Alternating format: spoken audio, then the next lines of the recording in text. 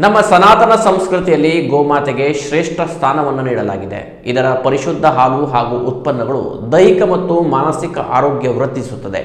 ಇಂತಹ ಪರೋಪಕಾರಿ ಗೋಮಾತೆಯನ್ನು ರಕ್ಷಿಸುವ ಹೊಣೆ ನಮ್ಮೆಲ್ಲರದಾಗಿದೆ ಎಂದು ಸಿರಸಿಯ ಶ್ರೀ ಕೃಷ್ಣ ಭಾರತಿ ಗೋತಳಿ ಸಂರಕ್ಷಣಾ ಕೇಂದ್ರದ ಕಾರ್ಯದರ್ಶಿ ಕರುಣಾಕರ್ ನಾಯ್ಕ್ ಅಭಿಪ್ರಾಯಿಸಿದರು.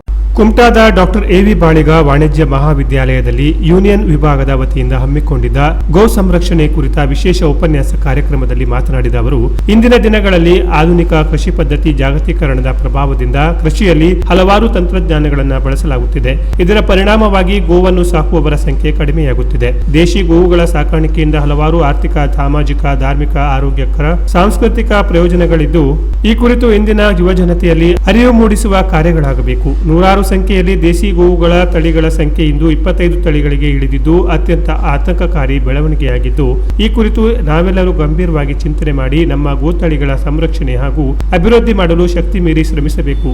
ಇದು ನಮ್ಮ ಸನಾತನ ಸಂಸ್ಕೃತಿಗೆ ನಾವು ನೀಡುವ ಕೊಡುಗೆಯಾಗಿದೆ ಎಂದರು.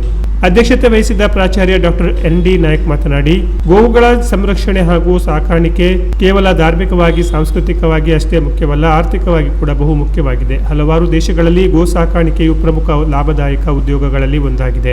ಯುವಜನತೆ ಈ ಕುರಿತು ಗಮನ ಹರಿಸಿ ಸ್ವಾವಲಂಬಿಗಳಾಗಿ ಬದುಕು ಕಟ್ಟಿಕೊಳ್ಳಲು ಶ್ರಮಿಸಬೇಕು.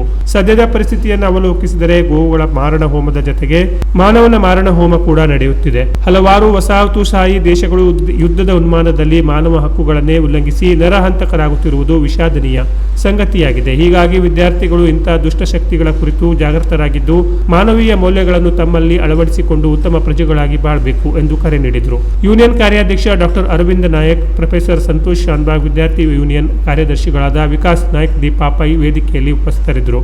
ಡಾಕ್ಟರ್ ಮಂಜುನಾಥ್ ವೆರ್ಣೇಕರ್ ಸ್ವಾಗತಿಸಿ ಪರಿಚಯಿಸಿದರು. Canara plus news, Kumta.